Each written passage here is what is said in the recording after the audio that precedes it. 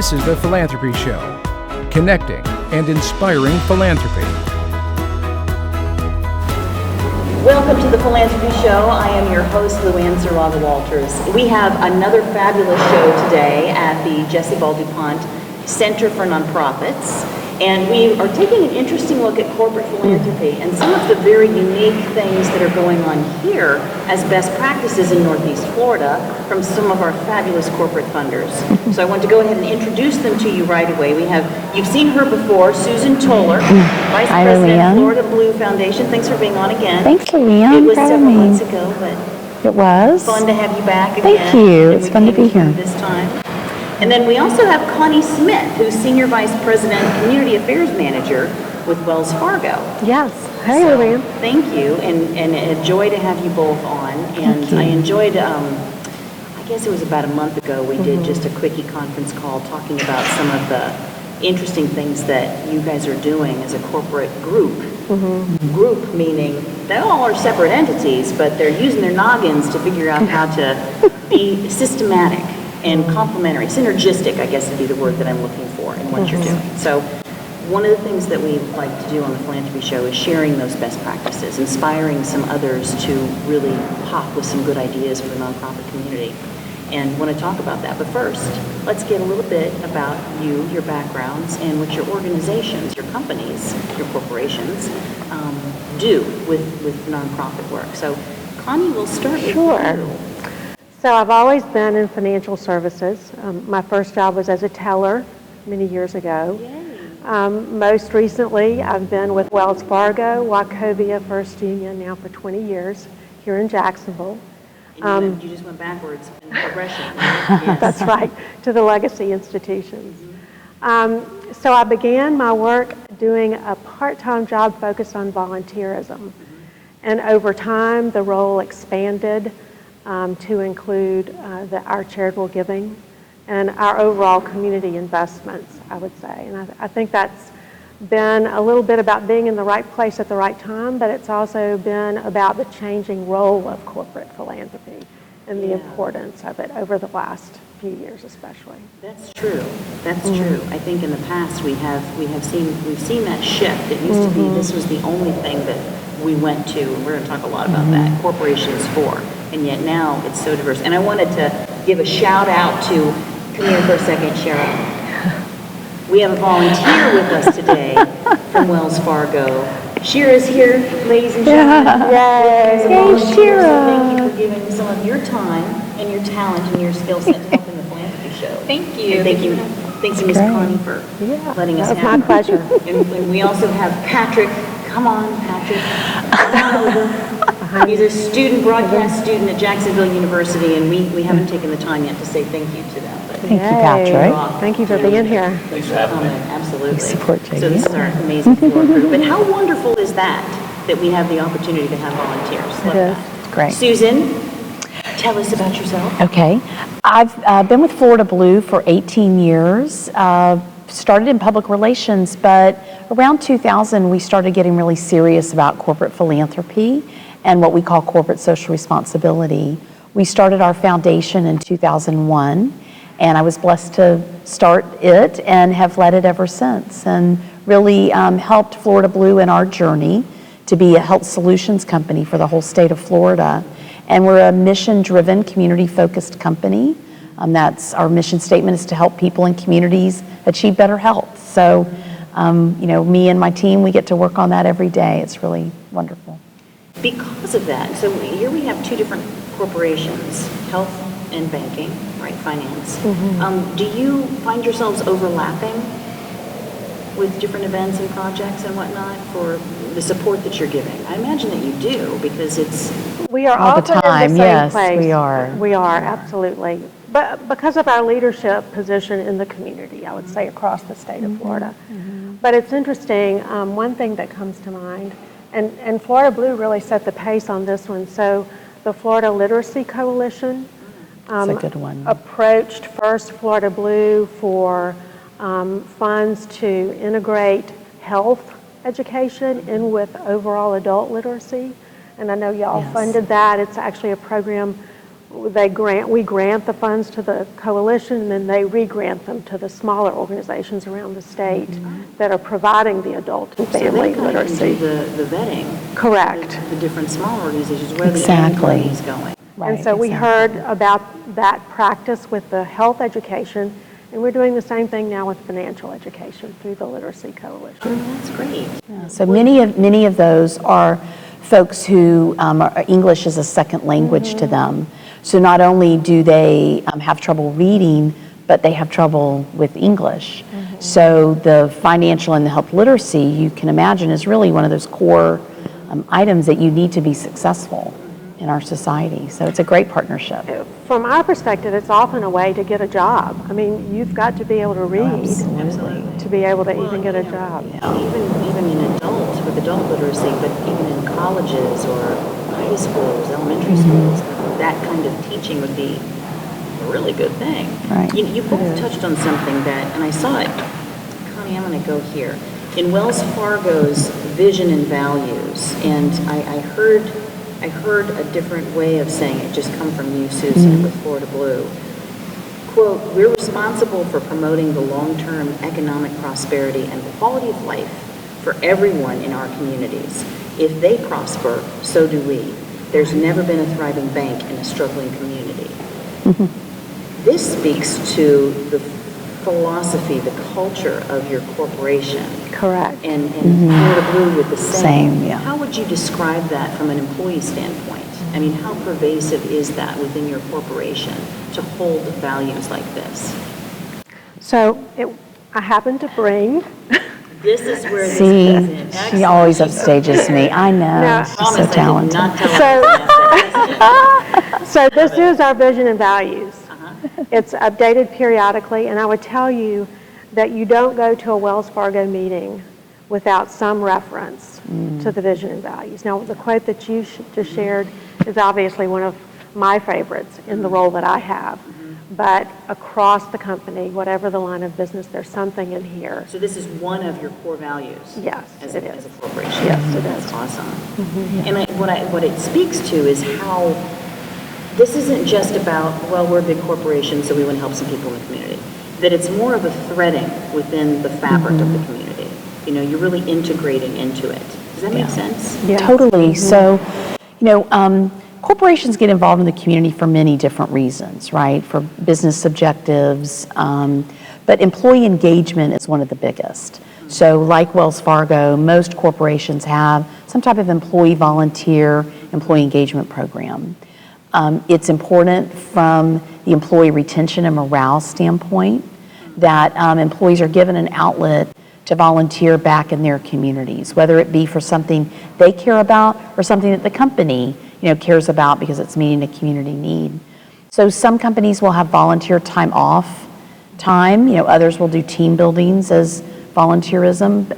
We go on Saturdays and walk in the various Is this causes. something that you chart up a certain number of hours and then you report in? How does that work? Oh, absolutely. Yeah. Yeah. We have an online portal where we post volunteer opportunities, and it's also where we go to record Yeah, we do the too. number of hours. Yeah, we So do too. you're posting opportunities. How would, are these submitted by nonprofits who say, hey, we've got this going on, we could really use XYZ volunteers doing such and so? Exactly. Yeah. Well, then let's share that. How do they get the information to you, and do you have the same thing? We do, we Okay, do. well, let's talk. So to contact me and the rest of my team, you would go to wellsfargo.com/donations.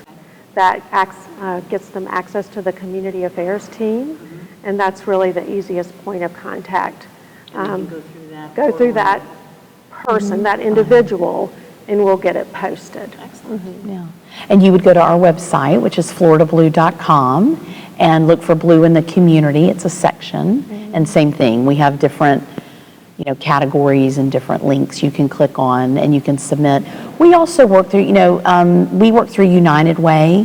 They have a robust volunteer program, as well as Hands On Jacksonville, and nationally that's known as Points of Light. Okay. There's different volunteer centers across the state. And those are great places where a nonprofit who needs some volunteers can go to those groups that then work with the bigger company. It's interesting because outside of grant money, volunteer hours are a huge resource for a nonprofit. They are. And a lot of times they exhaust their volunteers because they may have 5 and those 5 do everything. And if you're one of the 5, you're nodding your head right now. Because, you can say, well, can you ask so-and-so? Or can you, ask so-and-so again? And so-and-so gets really tired of such and such. Exactly. So it's great that you guys have that. It's time for our first break. When we come back, that's quick. Really quickly. When we come back in the next segment, I want to talk more about corporate philanthropy from what the unique things that you guys are doing in Jacksonville, which is really inspiring. And especially this breakfast idea. I love it. So we're going to take a short break, but we'll be right back. This show sponsored in part by My Paper Pusher. Consider it done. We've taken the show on the road, and we would like to thank our studio sponsor, the Nonprofit Leadership Center of Tampa Bay, which really makes all of the shows that we shoot in Tampa Bay possible. Thank you so much. On the road, we are learning such amazing and incredible things about all of the amazing work that's being done in the nonprofit communities throughout the state of Florida and beyond, and we would love to come to you. We have sponsorship opportunities available, which would help us produce 4 shows about your nonprofit community. Really essential, that would help educate, uplift, and empower other nonprofit staff, board members, and donors. So contact us today, and we could be driving the Philanthropy Show into your community tomorrow. Follow the Philanthropy Show on Facebook for behind-the-scenes action, polls, and commentary. Welcome back to the Philanthropy Show. We're talking today about corporate philanthropy in Northeast Florida and some really cool things that are going on here. Not just the Jesse Ball DuPont Fund collaboration, which was a private, public, everything sector, nonprofit. It's a huge, remarkable facility that we're in and all the thought that went into it. But what you are doing as well, Susan and Connie, Florida Blue and Wells Fargo. And I want to jump right into some of the really neat things that you guys have going on, because the sense that Sharon and I get when we come to Jacksonville is how good the communication and the collaboration are in Northeast Florida, and even amongst the corporate funders. So let's talk about how you guys figure out what you're going to do to benefit the community, because you don't operate in silos here. Yeah, it's true. Well, and I don't know that we've always done it. I think we've benefited from having some longevity with staff and leadership. So, Connie's been in the community a while, I have, as well as our colleague at Bank of America and CSX, et cetera, et cetera. I also think that the Community Foundation and pulling together our donors forum here was really probably the impetus to start that. So not just corporate funders, but kind of all funders have come together to work on various issues through the years. But what we realize is what kind of Connie said earlier is that we'd see each other at different things, or we'd see our logos on different initiatives, and it's like, hey, why did you do that? I'm doing that too. Maybe we could partner together. So we meet periodically. Connie's right now our fearless leader and gets us together. Actually, our next meeting is going to be here. It is, this great space. That's right. Yeah. So this isn't just something that it's just a little informal gathering. You have a leader, so you're an organized body. It's pretty informal. Yeah, it is. Yeah, it's pretty Somebody informal. does have to send out the calendar invitation. That's about as much leadership as it gets. That's leadership that we're defining here. Yeah, and get the coffee. And get the coffee. So Right. it's a That's right. breakfast meeting. Yes. It's your own little breakfast club. Yes. And so who comes to the breakfast club? Well, so like Susan said, we've got our friend Martha Barrett from Bank of America. We've got Tori Kaplan from CSX, if we want to name names. Jennifer Chapman from Fidelity Yeah. Investments, Fidelity Investments. Yeah. And we have others that sort of come and go as they can, but I would say that's the core group. See, what I think is significant about the fact that you guys are doing that was something that you had just said about you see your logos on different program events, or you run into each other and you didn't really know what was going on. And so instead of, it's like you're really making your dollar that much more effective, Absolutely. right? And the contribution that you're that you're helping, or whatever it is that you're working toward. And We hope so. Yeah. So when you're at these meetings, what are you discussing? Are you like planning out, so what are you guys doing over the next month, and do you need some help, or what's that look like? Well, what are you hearing about this campaign that's on the horizon? What are you thinking? How are you thinking about supporting it? Issues, yeah. Issues, or, nonprofits always are running a capital campaign, right? Because they need that. And so a lot of what we do is talk about who's coming up with a capital campaign, who's in it, are you all thinking of participating? We are, or why are you? There's a lot of that talk, like you said, issues and community things going on. Challenges that we're all working through in our various jobs. It is as much of a commiseration session sometimes, frankly. Yes. We celebrate, collaborate, and commiserate, the 3 C's. That's a good one. That's good. There you go. That's our mission statement for the group. It's like you've got, it's similar to the Florida Philanthropic Network Funder Forum, when you can get together in that, but you're doing it on a community-wide level. Right. And it's very organized. I think there are a lot of regional aspects to that in Florida and in the United States that they're not at that stage yet. And how great to be able to connect together. It's not a competitive market where we want a logo over here. It's more how can we enhance the community more. And at FPN, there's always the corporate funders conversation there as well, which is really helpful. And that's at the state level, which Connie and I have responsibility for the state, but not all of, corporate folks do. Right. So. No, I think that's fantastic. So we also were talking about some of the different areas of corporate philanthropy. We know that there's the granting, right? And that might be one that people get stuck on. They think of corporate philanthropy and they think, well, how much money can I get? Well, let me go, do the dance, and see if I can get this for this sponsorship of my event. But it's not just granting. Talk about some other unique areas that people don't know about within corporate philanthropy. Well, so I've already referenced the financial education. We have a terrific resource. It's called Hands-On Banking.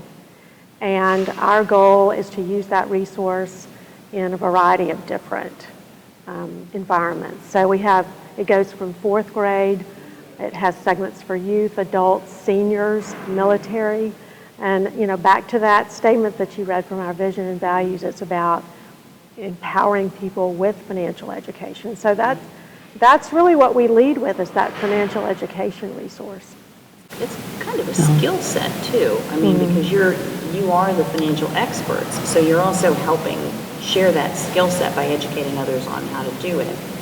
You're right. It really can be pro bono volunteerism, frankly. Wow, cool. One of the exciting things, in addition to our great volunteers, is we have 18 retail centers now across the state. I mean, banks have always had retail centers, but now Florida Blue has retail centers around the state, and we've been using those centers to bring the community to us and to bring us to the community. So one example in Jacksonville here, so we have a partnership with the Jacksonville Symphony Orchestra, and we've now been running some series in our town center store called Music and Medicine. And we bring a couple of the players from the symphony, they perform, and we talk with, we invite the public to come. And we just talk about mental health, emotional health, physical health, different issues, but with an arts and culture bent to it. And that doesn't necessarily cost money, but it's a real benefit to the community and to the symphony, because it then exposes them to other folks who might not go to a symphony concert and say, I might check it out. So it's just those kind of things. I could point examples around the state, things like that. That's very creative. And you're talking about the corporate nonprofit partnership aspect within that to, let's think out of the box, and how can we get more information in front of the community? And at the same time, mutually beneficial to the nonprofit for awareness. Yes. That's fantastic. Do you have people within your corporations, within each of your companies, who sit back and say, what are some other creative things that we can do? How else can we get out there? I think we're really all called on to do Yeah, that. we all do that, yeah. I think, that's your yeah, value, right? yeah, I think so. But I'm not talking about just community relations, but I think Oh, yeah. we rely on all of our team members to think about creative ways that we can get out into the community, and as I said, share our financial education, but other resources too. Is there anything that you wish nonprofits knew? I'll let you go first. Oh, you want me to go first? Yeah. No, it's not easy giving away money. People think, gosh, that's so easy. But to do it right, and especially when we are just stewards of our corporate and our customers' dollars, right? It's not our personal philanthropy like an individual. So we have to be really good stewards of those dollars. And so therefore it has to be strategic. And if we say no, it's not because we don't think your program is worthy and that it doesn't have great impact. There's a lot of reasons that go into an investment of funds or an engagement of volunteers, and just be aware of that. And just because we did it in one city doesn't mean we'll do it in another city. That's a very good point. Because each community has totally different needs. Different needs and different infrastructure. Exactly. I would add the focus on your board.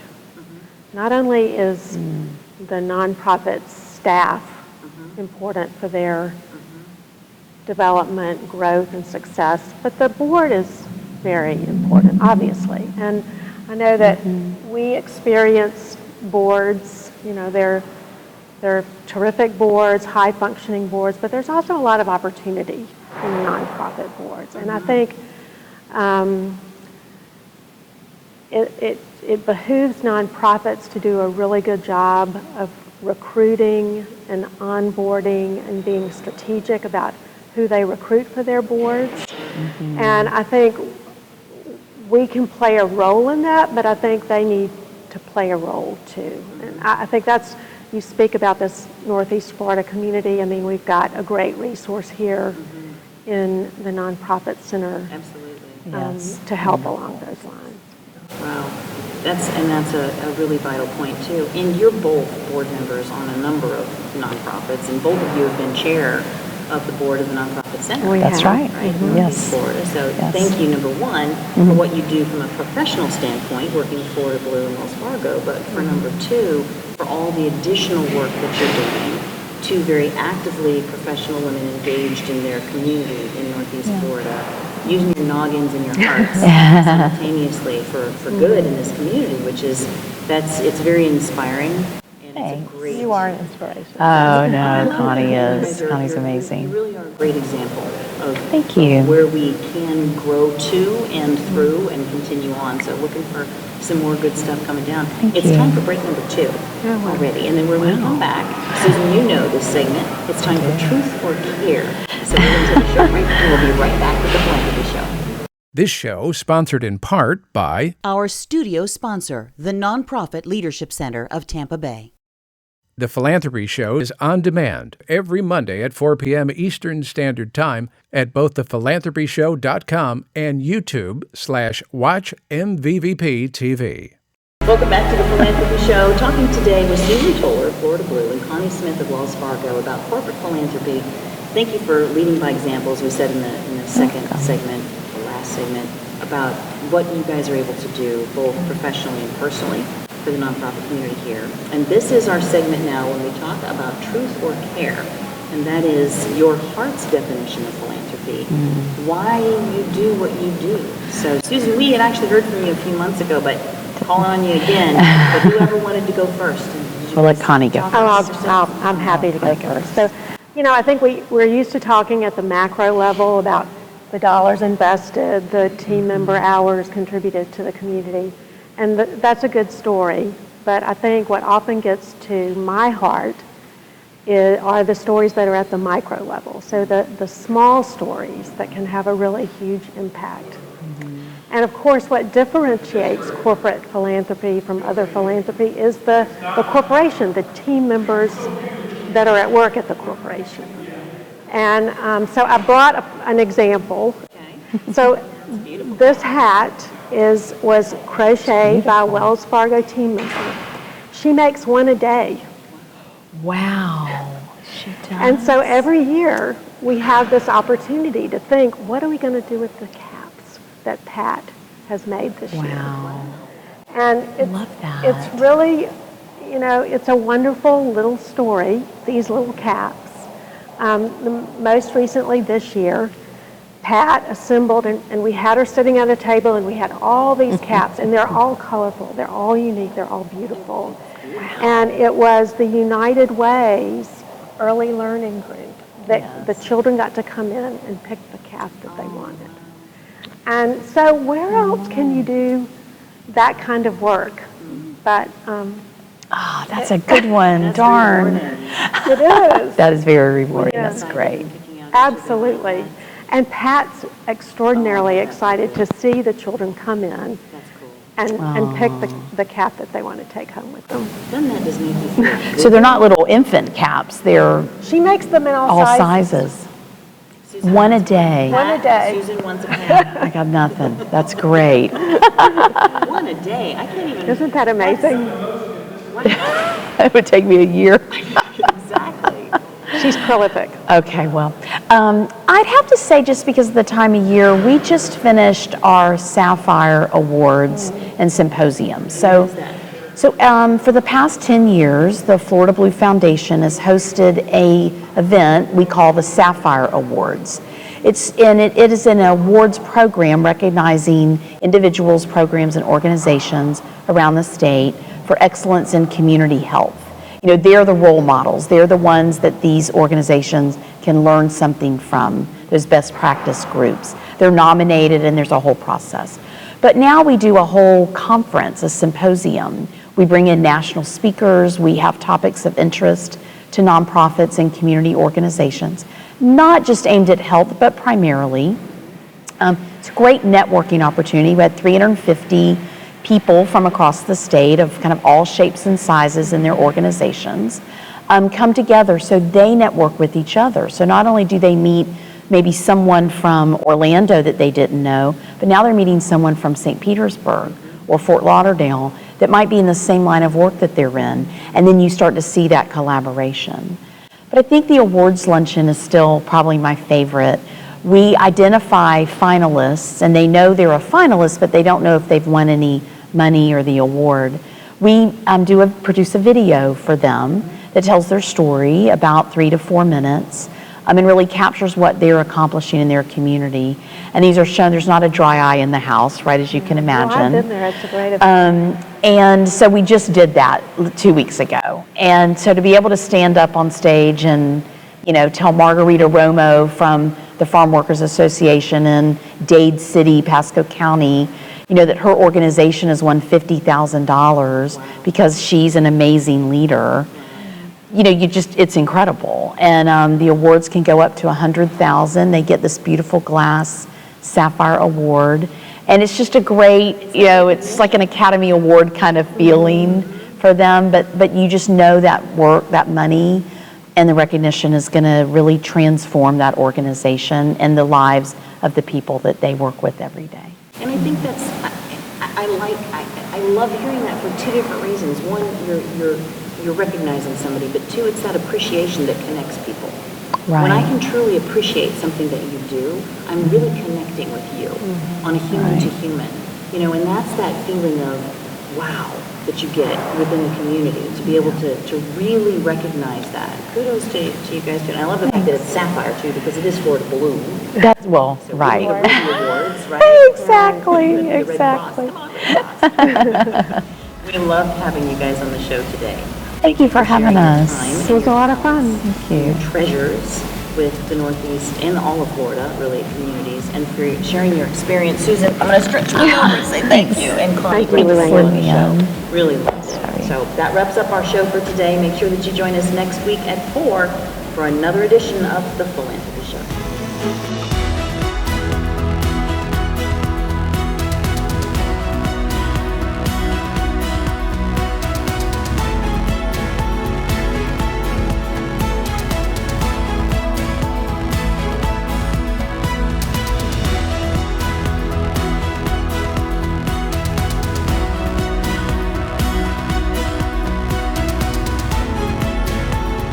you have an idea for the Philanthropy Show? Contact us via our website or email us at tps@myvideovoice.com.